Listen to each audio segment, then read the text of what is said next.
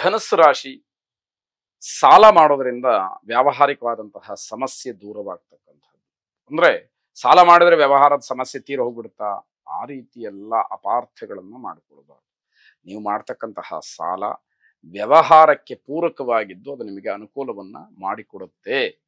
ವ್ಯವಹಾರಕ್ಕೋಸ್ಕರನೇ ಸಾಲವನ್ನು ಮಾಡಿದರೆ ಅದನ್ನ ತೀರಿಸ್ತಕ್ಕಂತಹದ್ದು, ಆ ಹಣಕ್ಕೆ ಮತ್ತಷ್ಟು ಸಂಪಾದನೆಯನ್ನ ಮಾಡ್ತಕ್ಕಂತಹ ಒಂದು ಶಕ್ತಿ ಈ ದಿವಸ ನಿಮಗೆ ಹೆಚ್ಚಾಗತ್ತೆ ಎನ್ನುವಂತಹ ಅರ್ಥ.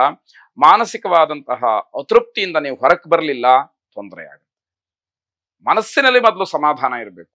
ನಾನು ಎಲ್ಲವನ್ನೂ ಕೂಡ ತಡ್ಕೊಳ್ಳಬಲ್ಲೆ ಅನ್ನುವಂತಹ ನಿಮಗೆ ಆತ್ಮವಿಶ್ವಾಸ ಇದ್ರೆ ಯಾವ ಸಮಸ್ಯೆ ಇದ್ರೂ ಕೂಡ ನೀವು ಹೊರಬರಲಿಕ್ಕೆ ಅವಕಾಶಗಳಾಗತ್ತೆ. ದೂರದ ಪ್ರಯಾಣ ಇದ್ರೆ ಮುಂದಕ್ಕೆ ಹಾಕಿ. ಈ ದಿವಸ ದೂರದ ಪ್ರಯಾಣ ಒಳ್ಳೆಯದಲ್ಲ, ಅದನ್ನ ಅರ್ಥ ಮಾಡ್ಕೊಳ್ಬೇಕು. ಮಕ್ಕಳ ಬಗ್ಗೆ ಸ್ವಲ್ಪ ಕಾಳಜಿಯನ್ನು ವಹಿಸಿ. ಅವರು ಮಕ್ಕಳು ಮೊಮ್ಮಕ್ಕಳು ಯಾರೇ ಇರ್ಬೋದು, ಅವರ ಬಗ್ಗೆ ನೀವು ಗಮನ ಕೊಡ್ಲಿಲ್ಲ, ತಾತ್ಸಾರ ಮಾಡಿದ್ರಿ ಅಂತಾದ್ರೆ ನೀವು ನಿಷ್ಠುರಕ್ಕೆ ಒಳಗಾಗ್ತೀರಿ ಅಂತಕ್ಕಂಥದ್ದು. ನೀವು ಅಂದುಕೊಂಡಂತಹ ಕೆಲಸಗಳು ಏನಿರುತ್ತೆ ಅದೆಲ್ಲದಕ್ಕೂ ಕೂಡ ಶುಭ ಸೂಚನೆಗಳು ಇರತಕ್ಕಂಥದ್ದು. ಯಾರ ಜೊತೆಗೂ ಕೂಡ ನಿಷ್ಠುರವನ್ನು ಮಾಡಿಕೊಳ್ಬೇಡಿ.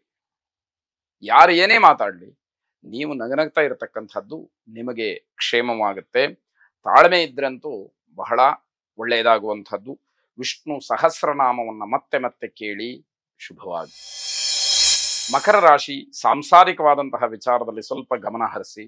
ಅದಿಲ್ಲ ಅಂತಾದ್ರೆ ಕಷ್ಟವಾದೀತು.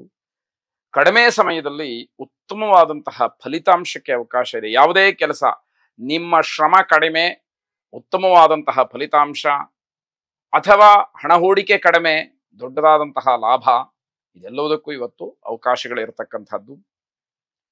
ಸುಳ್ಳು ಮಾತಿನಿಂದ ಹಿನ್ನಡೆಯಾಗುತ್ತೆ. ಸುಳ್ಳು ಹೇಳಬಾರ್ದು.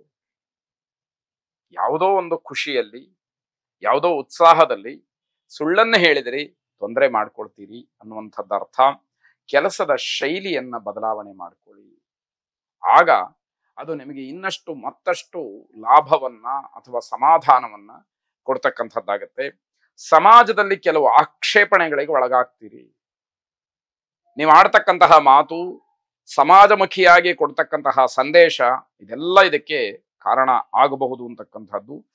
ಅನಗತ್ಯವಾದಂತಹ ವಾದದಿಂದ ಸೋಲನ್ನು ಅನುಭವಿಸ್ತೀರಿ. ನಿಮಗೆ ವಿಷಯವೇ ಗೊತ್ತಿರೋದಿಲ್ಲ, ಅದರ ಬಗ್ಗೆ ದೊಡ್ಡದಾಗಿ ಭಾಷಣವನ್ನು ಮಾಡ್ಲಿಕ್ಕೆ ಹೋಗ್ತೀರಿ. ಅಲ್ಲಿ ನಿಮಗೆ ಹಿನ್ನಡೆ ಆಗತ್ತೆ. ಇದನ್ನು ಗಮನಿಸ್ಕೊಳ್ಳದೆ ಇದ್ರೆ ಕಷ್ಟ ಇದೆ. ಶಿವಾರಾಧನೆಯನ್ನು ಮಾಡಿ. ಶುಭವಾಗಿ. ಕುಂಭರಾಶಿ ಕೆಲಸದ ಒತ್ತಡವನ್ನ ಸ್ವಲ್ಪ ಮಟ್ಟಿಗಾದರೂ ಕಡಿಮೆ ಮಾಡಿಕೊಳ್ಳಿ.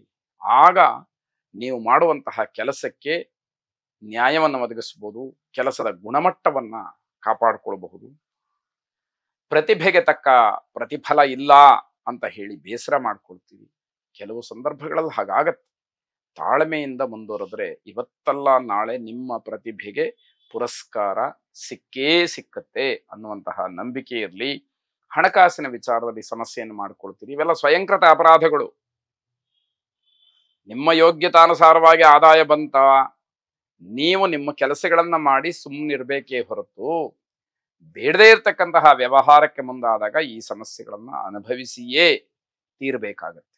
ಅಂತಹ ಪ್ರಚೋದನಾಕಾರಿ ಚಟುವಟಿಕೆಗಳು ಬೇಡ ಅನ್ನುವಂತಹ ಅರ್ಥ. ಆರೋಗ್ಯ ಚೆನ್ನಾಗಿರುತ್ತೆ, ಅದನ್ನು ಹಾಗೆ ಕಾಪಾಡ್ಕೊಳ್ಳಿ. ನಿಮ್ಮ ಅಭಿಪ್ರಾಯ ಸ್ಪಷ್ಟ ಇರಬೇಕು. ಯಾವುದೇ ವಿಷಯ ಇರಲಿ, ನೀವು ಏನು ಹೇಳಕ್ ಹೊರಟಿದ್ದೀರೋ ಅದು ಸ್ಪಷ್ಟವಾಗಿದ್ರೆ ನಿಮಗೇ ಕ್ಷೇಮ. ಮತ್ತೆ ಅದನ್ನ ಮರುಪರೀಕ್ಷೆ ಮಾಡುವಂಥದ್ದಾಗ್ಲಿ, ವಿಮರ್ಶೆ ಮಾಡುವಂಥದ್ದಾಗ್ಲಿ ಅವಕಾಶಗಳು ಬರಬಾರದು ಅಂತ ಅರ್ಥ.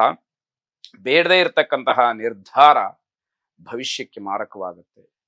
ಇವತ್ತಿನ ಸುಖ, ಇವತ್ತಿನ ಸಂತೋಷ ಮಾತ್ರವಲ್ಲ, ಮುಂದಿನ ದಿನಮಾನದ್ದನ್ನು ಕೂಡ ಆಲೋಚನೆ ಮಾಡಬೇಕಾದಂತಹ ಒಂದು ಸ್ಥಿತಿ ಎಲ್ಲರಿಗೂ ಕೂಡ ಇರಬೇಕಾದಂಥದ್ದು. ಸುಬ್ರಹ್ಮಣ್ಯ ಸ್ವಾಮಿಯನ್ನ ಪ್ರಾರ್ಥನೆ ಮಾಡಿ. ಶುಭವಾಗಿ. ಕೊನೆಯದಾಗಿ ಮೀನರಾಶಿ ಸರ್ಕಾರಿ ಉದ್ಯೋಗಿಗಳಿಗೆ ಬಹಳ ವಿಶೇಷವಾದಂತಹ ದಿವಸ. ಸರ್ಕಾರದಿಂದ ಒದಗಿ ಬರಬೇಕಾದಂತಹ ಎಲ್ಲ ಸವಲತ್ತುಗಳು, ಅನುಕೂಲತೆಗಳು ಸೂಚ್ಯವಾಗಿ ಸಿಕ್ಕತ್ತೆ ಅನ್ನುವಂಥದ್ದು ನಿಮಗೆ ಸ್ವಲ್ಪ ಮಟ್ಟಿನ ಸಮಾಧಾನವಾಗತ್ತೆ. ಬೇರೆಯವರ ವಿಚಾರದಿಂದ ನಿಮಗೆ ಖುಷಿ ಸಿಕ್ಕತ್ತೆ.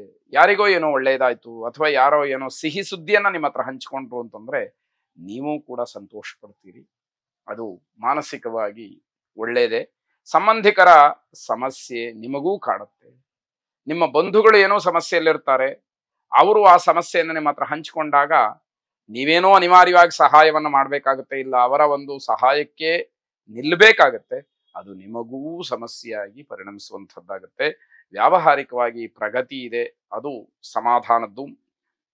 ಕಾರ್ಯಕ್ಷೇತ್ರದಲ್ಲಿ ಏನಾದ್ರೂ ಅಸಮಾಧಾನ ಆಯ್ತು ಅಂದ್ರೆ ತಕ್ಷಣ ನಿಮಗೆ ಕೋಪ ಬರತಕ್ಕಂತಹದ್ದು. ಅದರಿಂದ ವಿಕಾರ, ಅನಾಹುತ ಆಗೋದಕ್ಕೆ ಅವಕಾಶಗಳೇ ಇರುತ್ತೆ.